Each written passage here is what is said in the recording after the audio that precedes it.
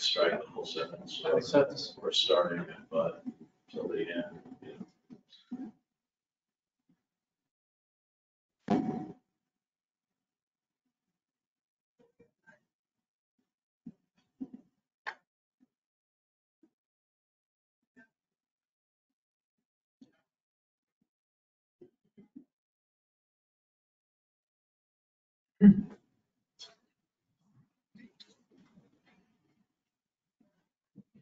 So because this is a governance document, everywhere we say should, it ourselves what should versus shall or must. That sort of makes sense. It is just guidance, right? Right, did you see a shall in there? I did not, and that was, I saw a bunch of shoulds, which makes sense. It's guidance. And the final thing I wonder about is, are there programs where, and I don't mean to make up conflicts where there are none, but there's mention that some people might obtain funding for these programs by having a clinic pay for the programs in exchange for a commitment to service later on. And I know there's a big difference between contract versus what the government does, but I think that kind of feels like the indentured sort of kind of a situation. I mean, it's a pretty common scenario in the rural area where they pay for their training. Okay. When I was in Arkansas. Are yours speakers on? I turned them off, but I'm still getting echo. In Arkansas, there's no less than 5 practitioners I was aware of that were on 5 and 10-year contracts because all of their medical school and student loan stuff is forgiven. Well, yes, I agree. It could be an indentured servitude scenario. It's something. If someone had their student loans forgiven, I gladly would have. I did do it. I did 10 years here. Yeah. So There's an advancing it and writing it off at the end. It's purely legal difference, not a real world. I guess my point would be it's a model that clinicians are familiar with. Anybody else? Any other comments? Anybody online? They can't hear us. Okay. Chat. Nothing, they still can't hear? So I unmuted and it shows that someone's talking. That's you. Yeah. I unmuted all of it. No, no one's saying anything. And there are no shouts in the document.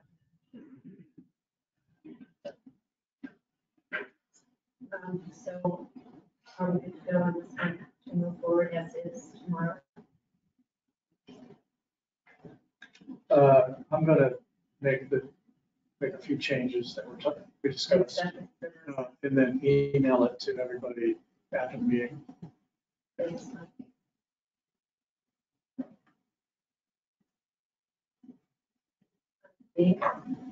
That's all of them. Yeah, Mike, maybe that's something you wanted to present. Sure. So most of this is described in the policy document that was added late, so I will go over it just for your benefit.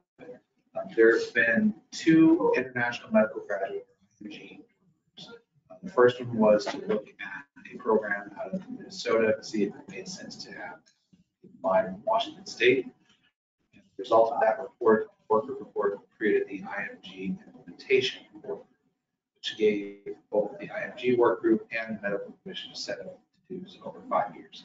I am the medical commission representative on that group, and Fatima is the facilitator.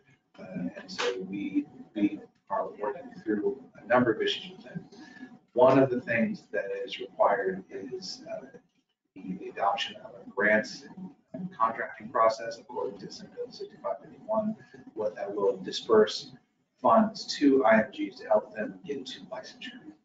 So we cover things like ECMG and USFP testing and a number of other things. We'll working on getting that decision package that we're putting forward for next year actually has that FTE in it. And so that's one aspect. And once that comes into play, they will make another similar recommendation to you that will come here, which will deal with the grants process. So criteria, all that stuff. So this is part of what I would call the program that we're trying to set up, which is coming up with a clinical experience assessment. And so to go hand in hand with our clinical experience license that we issue now, the preceptor is supposed to use this on a quarterly basis and do this assessment on the clinical experience license holder. The work group by law is mandated to create and recommend this to the medical commission, and the medical commission is to adopt it. And so this is the process of that. So if you look through and you're familiar with postgraduate training, a lot of this is going to look pretty familiar. These were taken directly from AC, GME, core preceptor concepts. The Likert scale is also taken from that. And so there's nothing that the commission is committing to as far as data collection or being responsible for these evaluations. We're simply giving this document out as the law requires and as a tool for the preceptors to apply this, should they want to do it both within the constructs of clinical experience license, or if they are just taking on someone who's shadowing or whatever. So it's the first step, getting someone clinical experience and getting them to reasonable evaluation, getting them to a letter of recommendation to a residency. There's two little comments. One's a typo, and I think it just happened when it was cut and pasted from the bill. It's the first paragraph, last sentence. There's the number 10. I think it's the line from. Yeah, okay, I see. I was like, 10 people donated? I just wasn't quite sure. The other comment I had was just that I would recommend somewhere in the guidance that you say the commission is adopting it, because it talks about they will adopt it and they should and they're supposed Sure. to. I would somewhere, probably the end, yeah, change the end, say, hereby adopts, whatever, however you want to say it, but make it clear. And I guess I have a question for the group. Would this make more sense as a policy statement or guidance document? The rest of the time. My suggestion would be to keep it a policy, because that way it goes to the register and Sure. it's a little more formal. So you said that, yeah, it goes to the state register. I agree. Did you say the guidelines 1 through 5, the Likert or semantic differential, is that language also something that's common use? The categories 1 through 5, because they're listed on the first page of the clinical experience assessment. My understanding is yes, they are.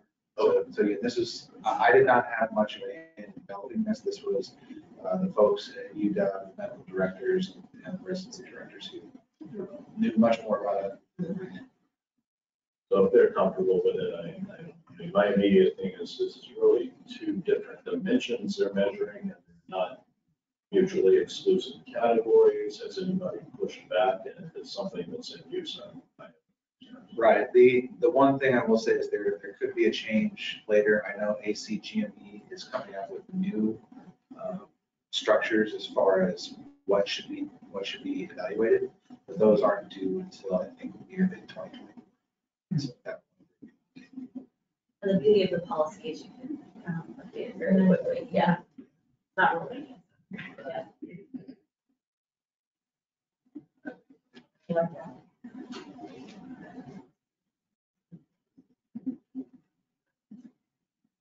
And, okay, so do you want to if you're okay to bring bring it that tomorrow, forward? great. Okay. Is everybody okay with that? Yes. Okay. As a policy. That's a policy. That means you're approving it going through the secretary review. Now just make that one change in tense. Okay. We'll work on that. we can remove that funky. No. This part of the fading, Yeah. the blue, Good job. Thanks, Micah. I don't have any content expertise, so I can only criticize punctuation. You don't like the gradient? I think that's all we got, any chatting and, all right, well, if there's nothing else, then the meeting is adjourned. Thank you all for Good job. coming. I mean, so for. Yeah. Well, I was semicolon. It should be a comma. First paragraph. For what some- about the comma? Yeah, there are a bunch of those, there are a bunch of those in the campus thing.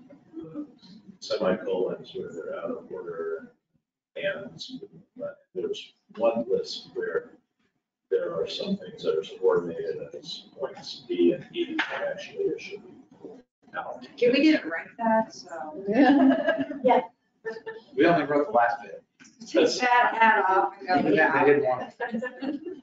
That's what I'm saying, it's nothing that's going to affect the content, but it's just, if you want, I can just mark it up as suggested changes for when they really need to take a look at it, because this is silly stuff, but. So this one, they're just approving it going through secretary. Thank you. See you in the morning. Thank you. All right. Are you? Do all the documents. I had already. That's great.